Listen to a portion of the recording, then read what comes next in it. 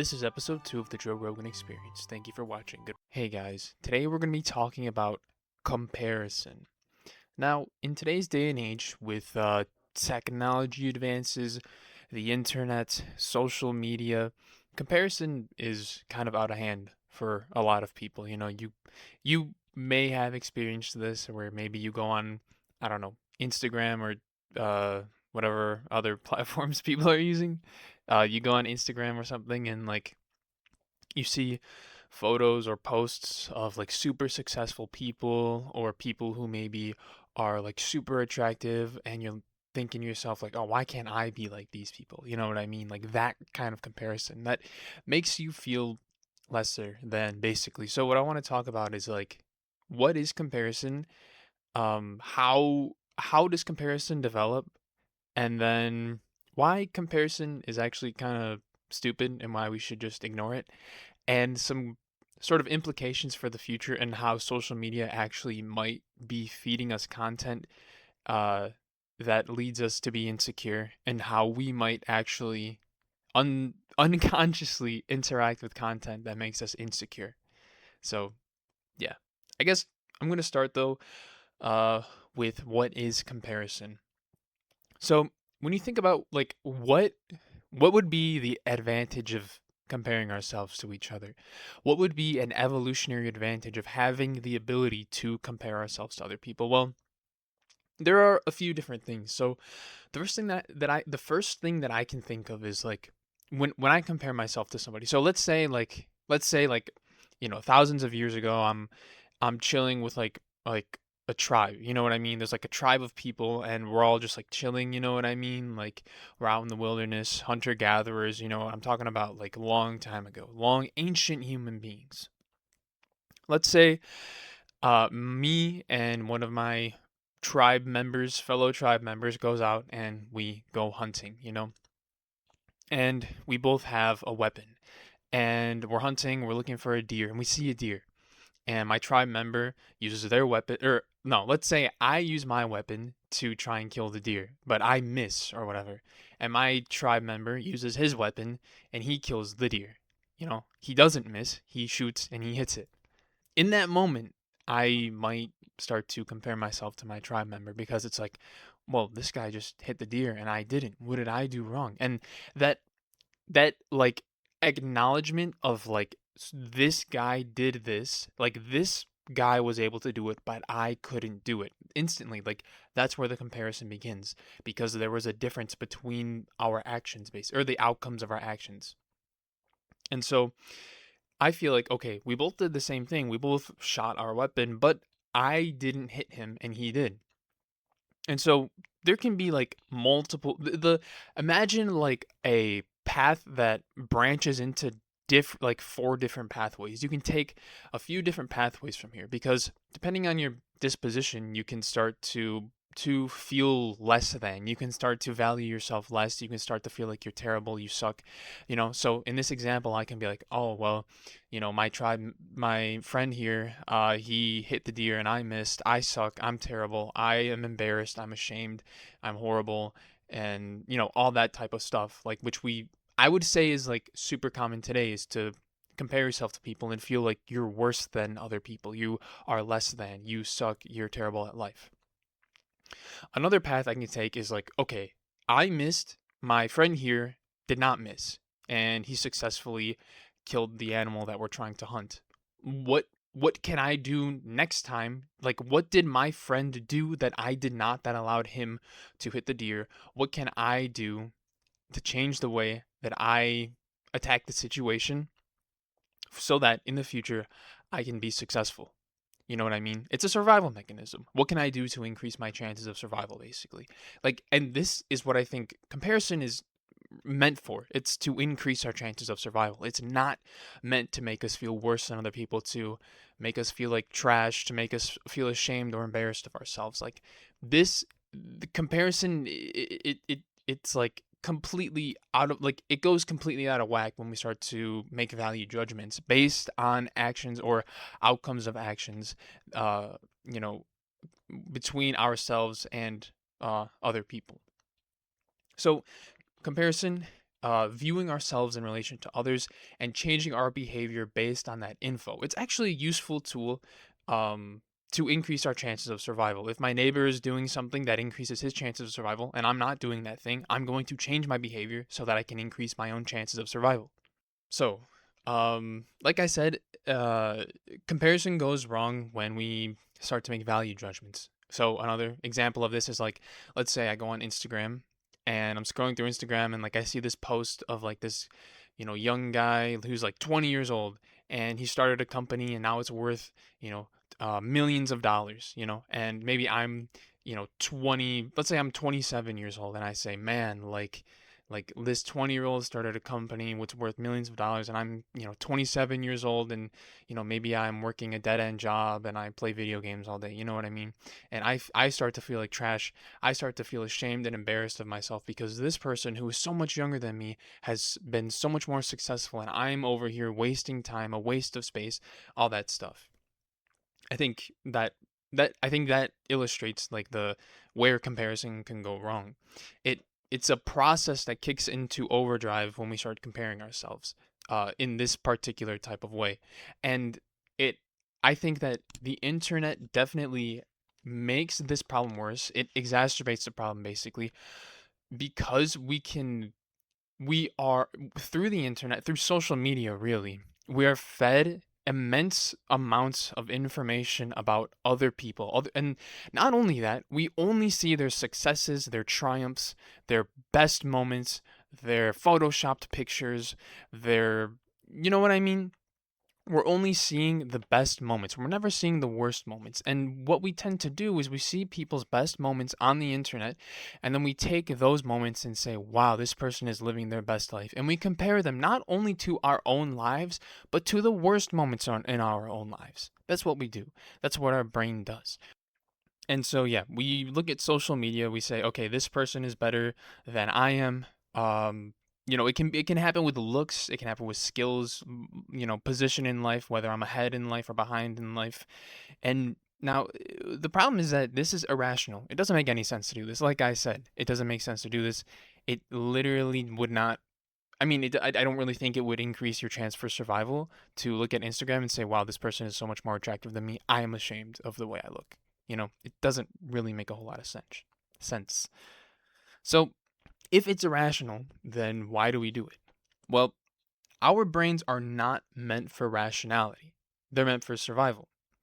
And so, the other person that we see is, or I guess if we take the social media example, looking at Instagram and seeing somebody who is quote unquote better than us because of the way they look, because of their status in life, I think, okay, this is where this is a theory, okay? I don't want to say that this is scientific fact. This is just a theory.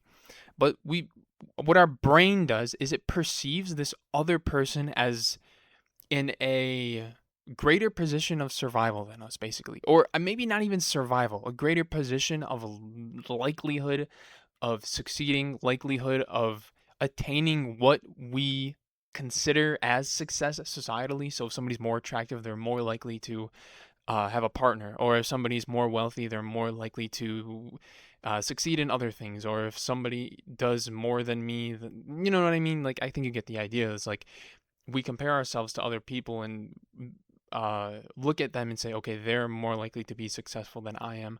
Therefore, I'm a piece of garbage. Therefore, I am, uh, you know, an embarrassment. I am a terrible person.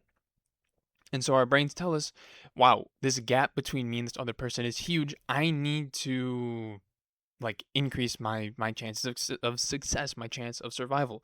But the problem is we can't just do that. If we okay, like if we look at the internet and like if we look at somebody on the internet who's extremely attractive and we want to be like them and we feel bad about ourselves because they are extremely attractive and we are just ugly, we like the gap cannot be closed there for multiple reasons. You cannot close the gap between an extremely curated, photoshopped, possibly filtered photo on the internet and a real human being. Does that make sense?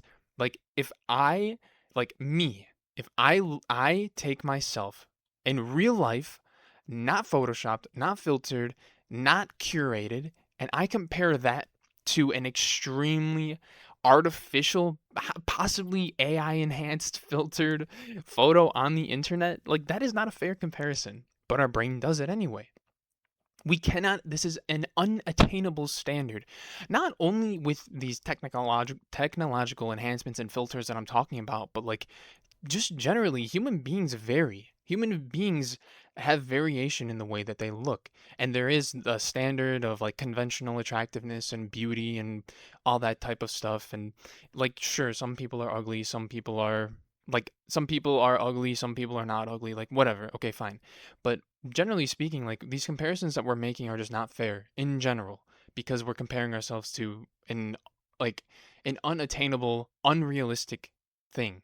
And so that leads me to say that like it's this thing that was used to increase our chances of survival in the past is now telling us that we need to do this thing, we need to close this gap to increase our chances of survival, but it's impossible now because this is the circumstances. Like I said, circumstances are different. In the case of the photos, comparing ourselves to people on the internet, like I said, severe alterations, changes in the photos, and all that type of stuff is like all these photos on the internet are altered in some type of way, and like you can't just compare yourself to that. Circumstances change, circumstances are different, and in terms of like status. If you see a post on the internet of somebody who's super successful and you compare that to yourself, who is maybe you identify as a loser or you feel like you're subhuman scum and you think that you just deserve to die or whatever. You know what I mean? Like you can't like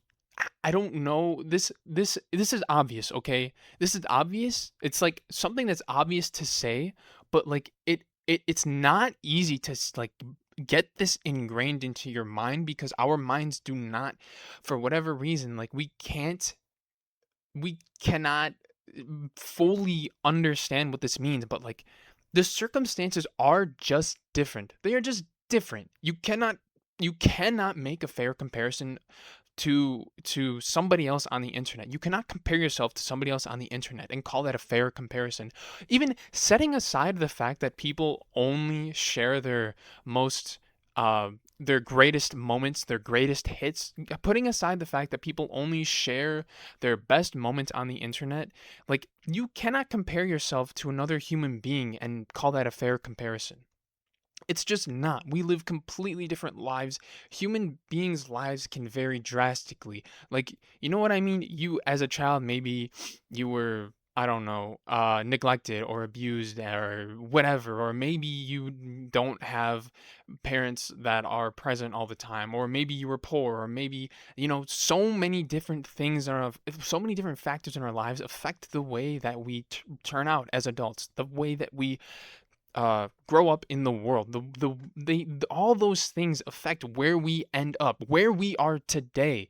All those things affect where we are today, and just like take we can't just take this unique experience that we have lived and say that like, oh, it's like, oh, I should be in this position just because this other person is in that position. You don't know what their life was like. You don't know if maybe they had it real easy, maybe they didn't have it really easy. I don't know. But you can't just compare two unique circumstances and just like call that a fair comparison. It's just completely, like I said, it's irrational. It doesn't make any sense. And so how can you be like somebody else that you see on the internet? Comparing ourselves to people we don't know. Um we don't know their circumstances, like I said, what their life is like. How can it be a fair comparison? So this game is rigged. This is a rigged game. The house is against you, bro. Like you need to. So how do you win a game that is rigged? How do you win? The it's a trick question. You don't play. Don't play the game. You don't play the game. Therefore, you cannot lose. If you don't play the game, you can't lose. So just stop playing the game. The game is rigged. So stop playing the game. And it's I will admit it's way easier said than done because for some people comparison is just second nature. It happens automatically, unconsciously. You may not even realize that you're doing it. So I mean it's just that's the way it is. So I mean there are steps you can take. Like you could stop going on social media or stop going on things that might trigger you to compare yourselves to other people, but really it's a lot of internal work. You know what I mean? You have to notice when you're comparing yourself. Why am I comparing myself? What are the aspects of my life where I just feel like a complete failure? And maybe that answer is every aspect of my life. I feel ugly. I dropped out of college. I live with my parents. I live in my parents' basement. I play video games all day. Whatever. Like it could be everything, but it starts with like being aware of like why are you comparing yourself to other, or not even why, just when you're doing it, just compare, become conscious of when you are comparing yourself to other people. Oh, I'm comparing, like, let's say you're walking down the street and you see a couple and you're single and you feel like you're a piece of garbage because, oh wow, the I see a couple walking down the street, they seem so happy, and I'm a loser because I don't have a girlfriend. You don't even have to you don't even have to like think deeply about it. You can just be like, "Oh, wait, I'm comparing myself right now." My mind is like doing that thing where it like makes me feel ashamed and embarrassed of who I am because I'm comparing myself to other people. I'm just going to like not do that. You know what I mean? Just something like that. Even it's simple. It's not easy, but it's simple. And so, I guess this is going for longer than I thought, but um realizing it's impossible to be anyone except who you are. And depending on who you are, that might be hard it might be hard to hear, but you cannot be anybody except for yourself, no matter who you are. And no matter what your circumstances in life are, whether you're a loser, whether you're quote unquote successful, I guess quote unquote loser too, because like what even is a loser? Like, yeah, there are societal like standards, and we can say like, oh, this person is successful, this person is a loser, but like in reality, these are all just like, these things don't actually exist. Like, it's just a bunch of societal pressure to be quote unquote successful, to make that certain amount of money, to get married, to have children, to do all this crap that doesn't actually like it matters. Like, okay, I'm not going to say, making 200K a year doesn't matter, because like that's life changing. I'm not going to say it doesn't matter to get married or have kids, but like I'm just saying like the societal expectation, or the sort of, yeah, I guess societal expectation to like do these things, or the pressure that we feel to be part of these things, is like, if that's not you, then like just don't live that. You know what I mean? You are who you are, and that's good. That's good. We are all different. Like, I don't want to say we're all super special snowflakes, but like no, we are, like, there are things about each human being that is entirely unique to that human being. I mean, setting aside like personality and like interests and stuff like that, just on a level of neuroscience, like there are certain cells in our minds that we literally don't we cannot predict how we cannot predict the pattern in which they will encode certain things. Do you know what I mean? Like, and that means that for every single human being, certain patterns of encoding of information is different for every single human being. Like that, literally, setting aside anything else, just biological fact, neuroscientifically, we are just unique, straight up, in that sense. So, if anything, if you don't feel unique, just know that in this case, in particular, you are unique in a biological way.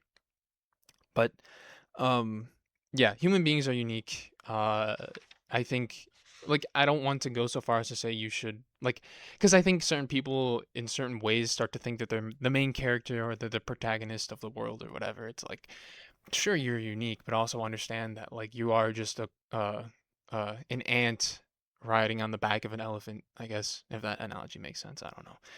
Um and then the last thing, so this is like, this is kind of like, okay, this is more so in the side of like, this is more, even more theoretical than I was going in with the previous information, but like, I think that people interact more with the content that triggers their insecurity or trauma or comparison. And in response, social media serves up more of that content. So imagine like the more you interact with a particular type of content, the more social media is going to serve it to you, obviously. But I think people are more likely to interact with content that triggers insecurity and comparison, and in that in as an implicate or as a result of that, social media is going to serve up that content more. And so social media is literally keeping us mentally sick by serving us content that makes us insecure, that makes us compare ourselves to people, that makes us feel bad about ourselves. Like social media it's keeping us sick. It's making us sick. And yeah, that's just I call it a theory, but I feel like because I don't have right, I haven't run an experiment. I don't have scientific data to prove this, and I don't think, as far as I know, there hasn't been any sort of scientific study to like prove something that like prove this exact thing, that people are more likely to interact with things that trigger them, and then social media serves them more of it. Maybe there is, but I don't know. But anyway, yeah, that's it. Yeah,